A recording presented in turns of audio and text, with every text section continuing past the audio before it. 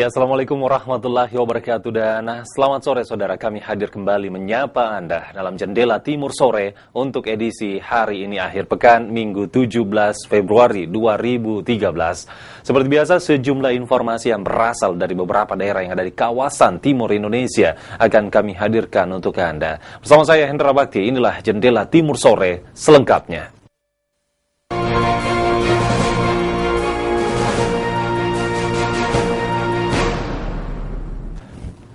Saudara, kondisi cuaca yang tak menentu mengakibatkan harga bahan pokok di pasar tradisional induk Minasa Maupa, Sungguh Minasa, Kabupaten Goa, Sulawesi Selatan mengalami kenaikan yang signifikan.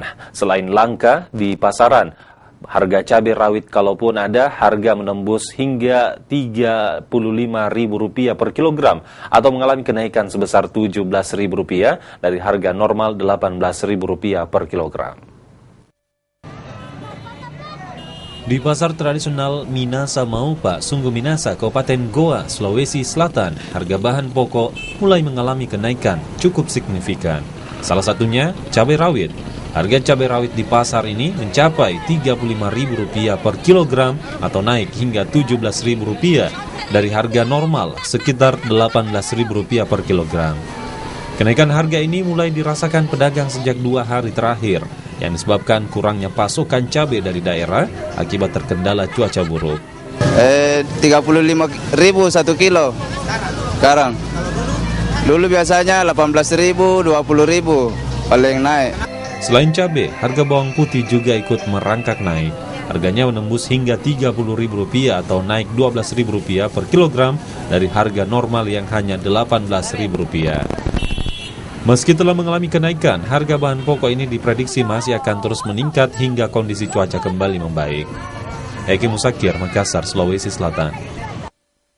Ya, bila di kota-kota besar, buah-buahan biasanya dijajakan di supermarket atau pasar khusus buah, namun di Sinjai, Sulawesi Selatan, buah justru tersedia di pinggir jalan. Uniknya, buah-buahan seperti rambutan, markisa, dan durian dijajakan di Jalan Poros Sinjai Bulukumba dengan panjang sekitar 3 km.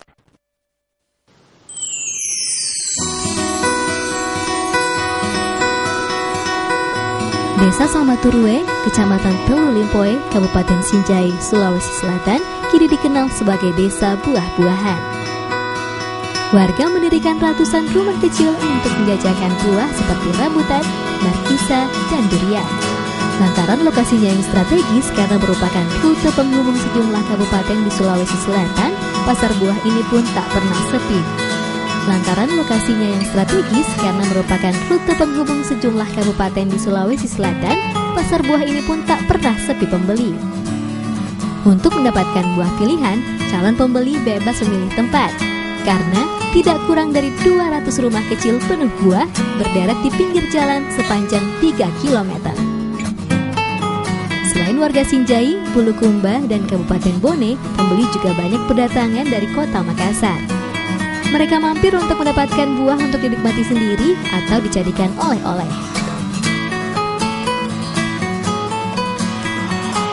Ada lagi ya, ibu kumba bantahan di foto biasa sengaja datang makan durian dari sini, karena memang tempatnya di sini sudah dikenal.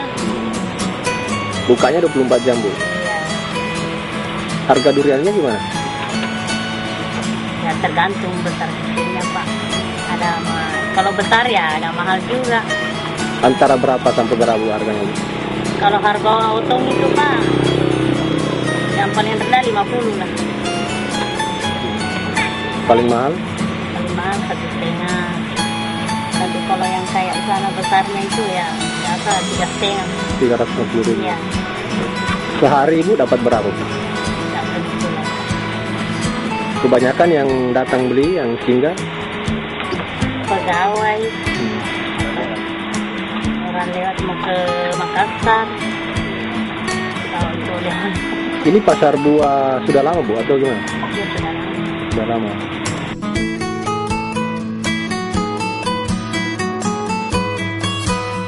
Pasar buah sepanjang 3 km ini sudah berusia puluhan tahun. Seiring potensi buah di Sinjai yang terus meningkat, pasar ini pun kian ramai. Nah, bila Anda berjalan-jalan ke Sinjai, jangan lupa singgah di Desa Samaturwe, Kecamatan Telu Limpoe untuk mencicipi buah-buah segar asli Sinjai. Muhammad Salih, Sinjai, Sulawesi Selatan. Kita ke informasi selanjutnya, Saudara. Untuk mewujudkan keamanan ketertiban masyarakat yang lebih baik, pihak kepolisian dan TNI melakukan sinergitas dengan masyarakat lewat sepeda santai. Hal ini dilakukan mengingat kondisi Makassar dan Sulsel yang belum sepenuhnya kondusif pasca Pilgub dan aksi teror bom Molotov gereja beberapa waktu lalu. Sinergitas TNI Polri dan masyarakat dilakukan dengan menggelar sepeda santai mengelilingi sejumlah ruas jalan di Kota Makassar. Dalam kegiatan ini juga dihadiri Kapolda Sulsel, Pangdam 7 Rabuana, Wali Kota Makassar, dan sejumlah perwakilan masyarakat. Sepeda santai ini dimulai dari Jalan Ahmad Yani, mengelilingi sejumlah ruas jalan protokol, dan finish di SPN Batua di Jalan Urip Sumiharjo, Makassar. Untuk mewujudkan Kamtipmas ini perlu adanya soliditas antara TNI Polri dengan masyarakat. Karena dengan soliditas TNI, Polri, dan masyarakat, maka untuk mewujudkan Kamtipmas akan lebih mudah, sehingga dengan kondisinya Kamtipmas, maka situasi Sulsel secara umum akan lebih kondusif lagi. Rencananya, kegiatan seperti ini akan kembali dilakukan agar tercipta kondisi keamanan Makassar dan Sulsel lebih baik. Selain sebagai ajang silaturahim, kegiatan kali ini juga untuk menyambut hari ulang tahun Rumah Sakit Bayangkara Makassar yang ke-44 tahun.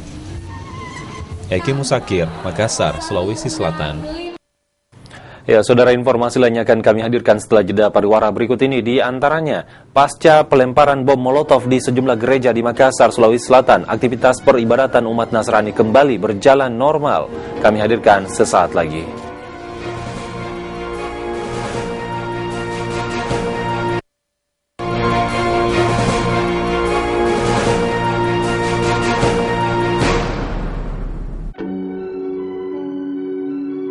Makassar sebagai salah satu kota terbesar di Indonesia, bahkan kota terbesar di Indonesia Timur ini, menjadi tempat bagi warga yang multi etnis.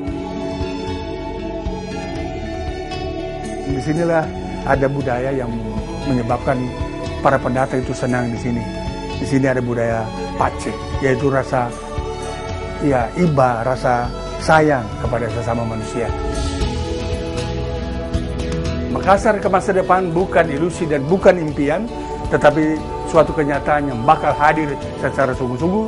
Dia menjadi kota harapan masa depan, kota di mana manusia, warga kota ini hidup rukun damai dalam suatu kemajemukan budaya yang diikat oleh perbedaan-perbedaan yang mereka rawat sehari-hari.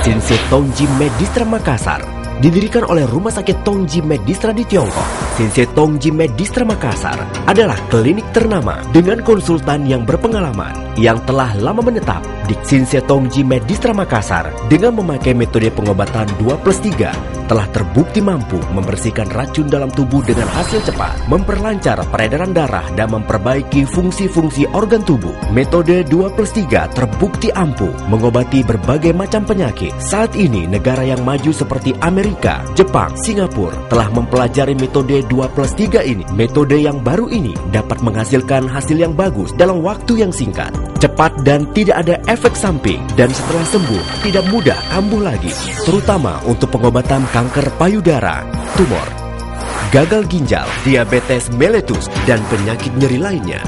Sinsei Tongji Medistra Makassar telah berdiri selama 3 tahun, dan selama 3 tahun itu pula telah mendapat banyak pujian dari pasien dan masyarakat. Sinsei Tongji Medistra Makassar mempunyai sifat membantu pasien yang sakit parah. Biaya pengobatan tidak terlalu mahal dan relatif wajar. Untuk pasien yang menderita penyakit menular, bisa mendapat obat untuk mengantisipasinya. Datang dan berobatlah ke Sinsei Tongji Medistra Makassar, Ruko Daima nomor 42, Jalan AP Petarani, Makassar. Selama 2 jam, kami menemani Anda dengan informasi terkini. I love Makassar, inspirasi Makassar, inspirasi Indonesia. Perbincangan hangat, musik dan referensi film. Saksikan I Love Makassar setiap Senin hingga Jumat jam 11 siang. hanya di Makassar TV. Inspirasi Makassar, inspirasi Indonesia.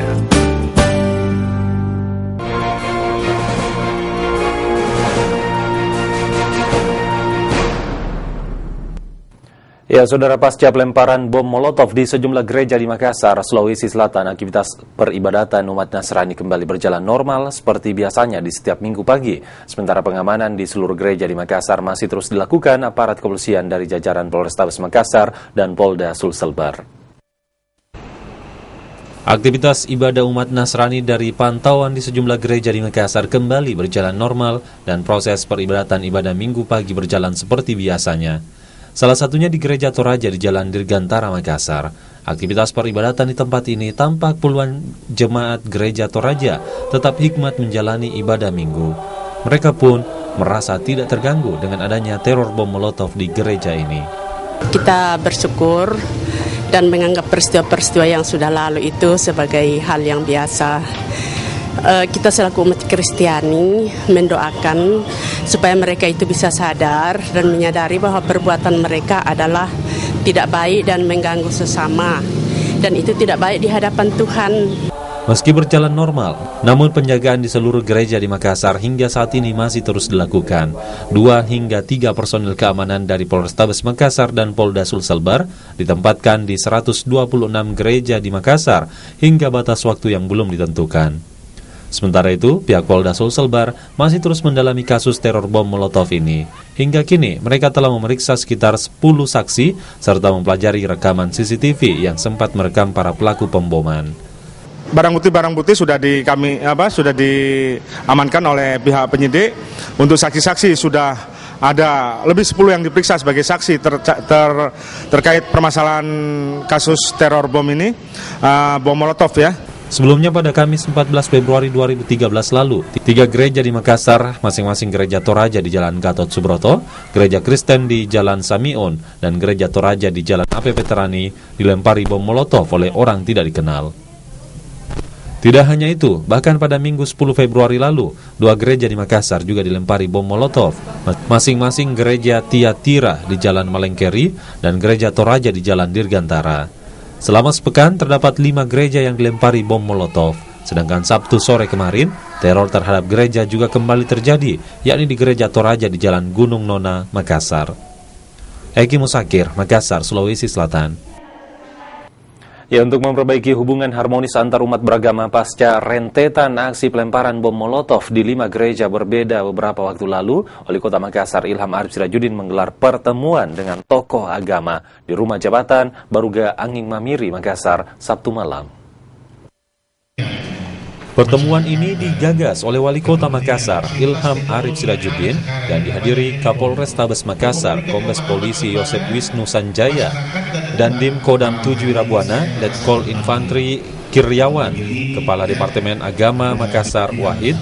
Dialog ini bertujuan untuk memperbaiki hubungan harmonis antar umat beragama pasca rentetan aksi teror pelemparan bom Molotov pada 5 gereja berbeda di Makassar.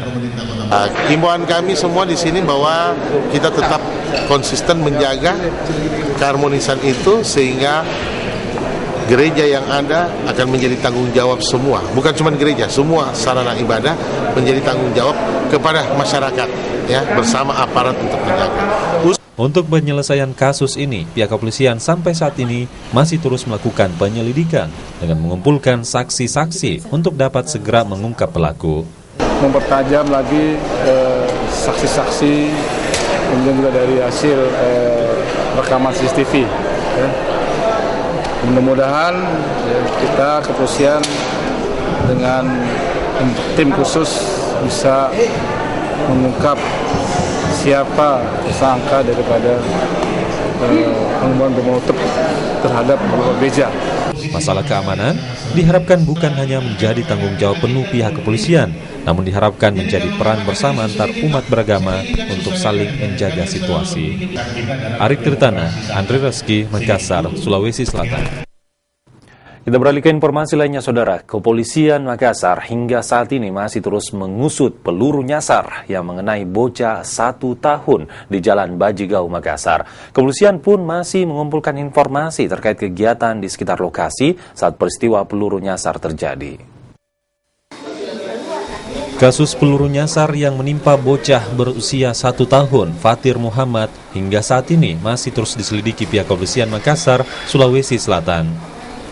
Selain menunggu hasil operasi untuk memastikan jenis proyektil peluru yang bersarang di kepala korban, pihak kepolisian juga terus melakukan pemeriksaan saksi dan lokasi di sekitar rumah korban. Pihaknya akan menelusuri seluruh kegiatan saat peristiwa tersebut terjadi. Selain itu, polisi juga akan memantau keberadaan markas kepolisian atau TNI yang berada di sekitar rumah korban.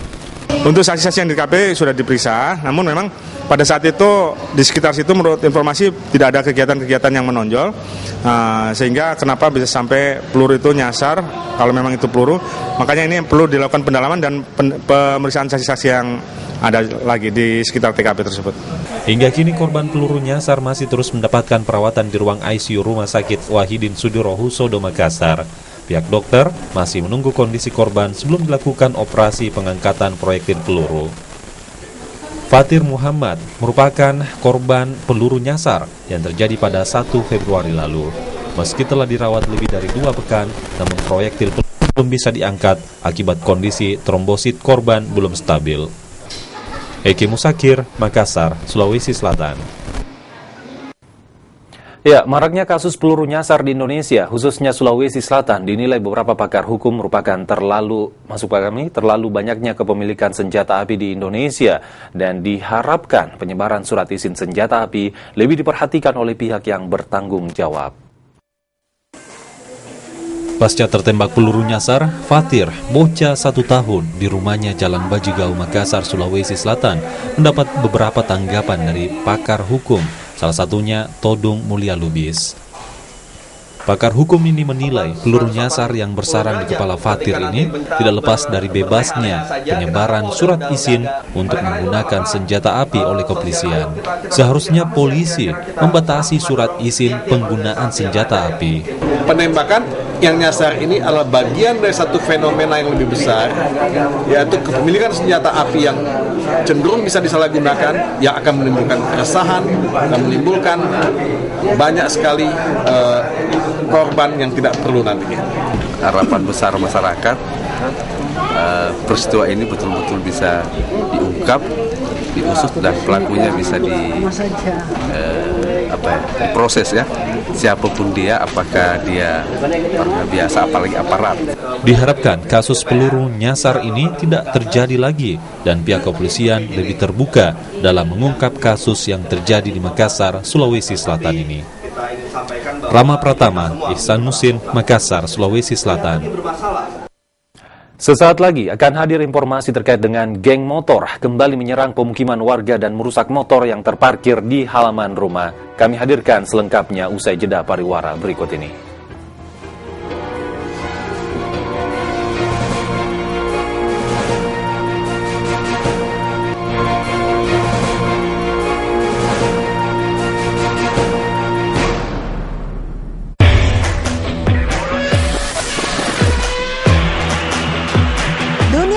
Selalu menarik untuk diikuti.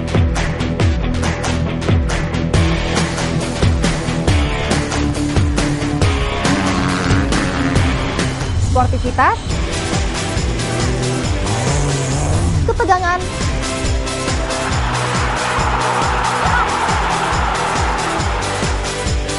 sampai sanggup menerima kekalahan.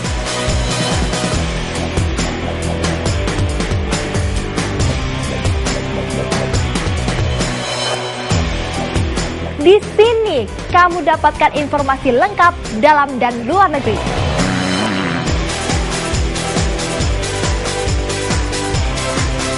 Saksikan Kompas Sport setiap hari.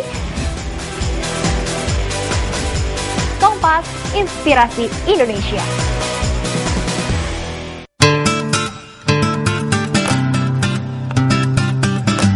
Tidak hanya keindahan di setiap sudut kotanya, namun kota Parepare juga memiliki kekayaan alam yang menakjubkan. Saksikan Japa-Japa di Kota Parepare, edisi kekayaan alam yang tersembunyi. Goa Kelelawar Topange, hanya di Makassar TV.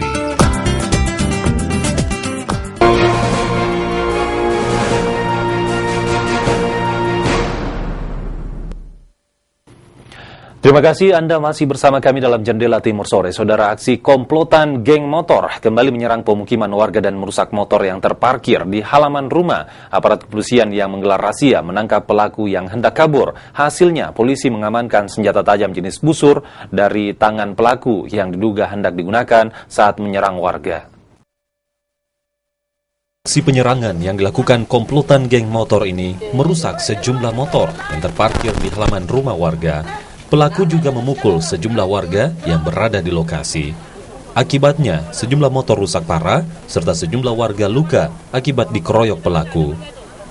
Dia bawa gusur, satu yang orange anunya, itu yang pertama di sini yang naik motor pakai baju kos merah. Sekitar berapa orang semuanya dengan yang di luar, Bu? Kalau yang saya lihat tadi 4 orang nih di luar, karena saya yang dibuka, saya yang di dalam sini, saya yang peluki. Aparat kepolisian Polsek Mamajang dan Polresta Makassar langsung menggelar razia dan menangkap pelaku geng motor yang berupaya kabur dan membawa senjata tajam jenis badik dan busur. Usman Afandi, Makassar, Sulawesi Selatan. Memberdayakan usaha kecil melalui kegiatan pelatihan pengembangan usaha dengan melibatkan pelaku usaha mikro kecil se-Sulawesi Selatan dalam mendukung program Gerakan Ayo Bangkit dilakukan pengurus DPD 1 Golkar Sulawesi Selatan. Pelatihan ini diharapkan untuk membangkitkan wawasan dan pengetahuan para pelaku usaha mikro kecil. Pelatihan UKM tahap 6 wilayah Sulawesi Selatan ini merupakan program Gerakan Ayo Bangkit yang diprakarsai DPP Partai Golkar yang diselenggarakan jajaran pengurus DPD 1 Golkar Sulawesi Selatan dalam mendorong dan memberdayakan usaha kecil melalui kegiatan pelatihan pengembangan usaha dengan melibatkan pelaku usaha mikro kecil se-Sulawesi Selatan.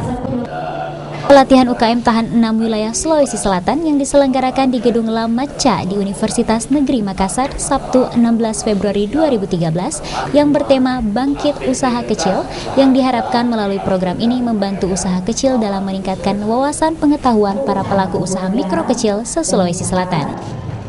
Pelatihan ini diikuti sekitar 50 orang dari berbagai daerah, Pangkep, Goa, Makassar, Maros, dan Takalar dari pengusaha kecil. Inisiasi oleh Bapak Haji Abu Rizal Bakri terhadap masyarakat Indonesia, di mana UKM ini sangat bermanfaat bagi masyarakat dalam mensejahterakan kehidupan masyarakat.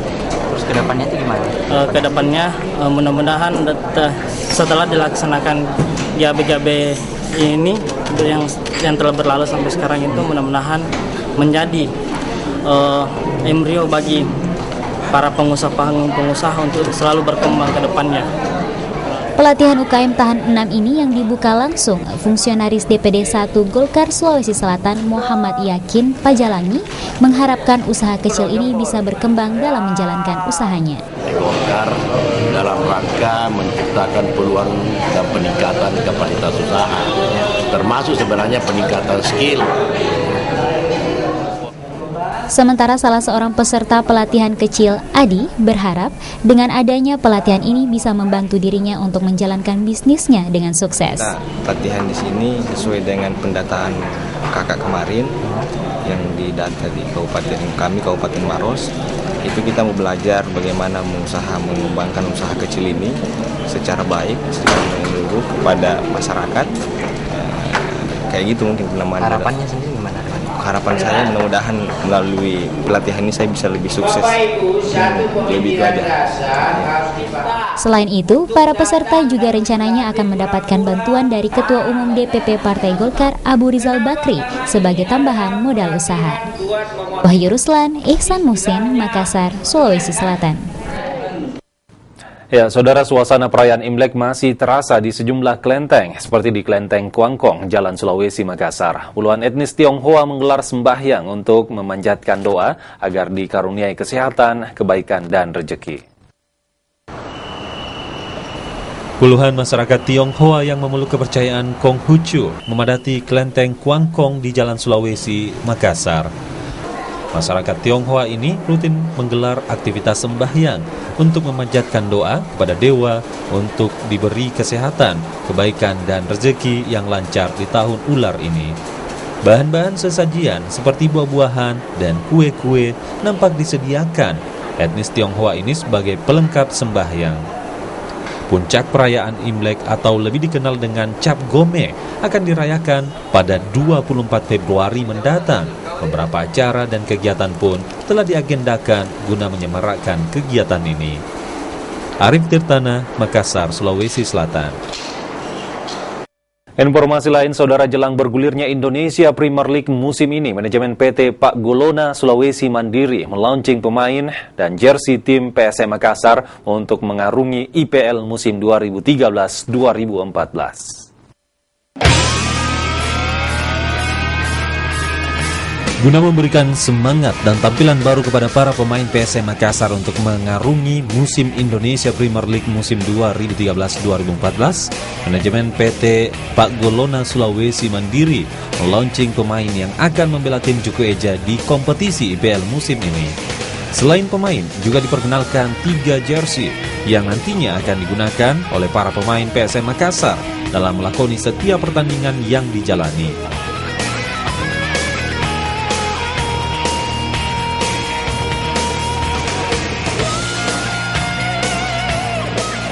Manajemen PT Pak Golona Sulawesi Mandiri juga melaunching kartu fans klub PSM Makassar kepada pendukung PSM Makassar. Diharapkan dengan dilaunchingnya pemain, jersey, dan card fans klub ini, tim PSM Makassar akan memberikan hasil positif di setiap laganya dan menjadi juara. Rama Pratama, Supriyadi Ukas, Makassar, Sulawesi Selatan. Dan saudara, informasi terkait PSM tadi sekaligus mengakhiri kebersamaan kita dalam Jendela Timur Sore untuk edisi hari ini. Saya Hendra Bakti mewakili seluruh kerabat kerja yang bertugas mengucapkan terima kasih atas kebersamaan Anda. Wassalamualaikum warahmatullahi wabarakatuh dan sampai jumpa.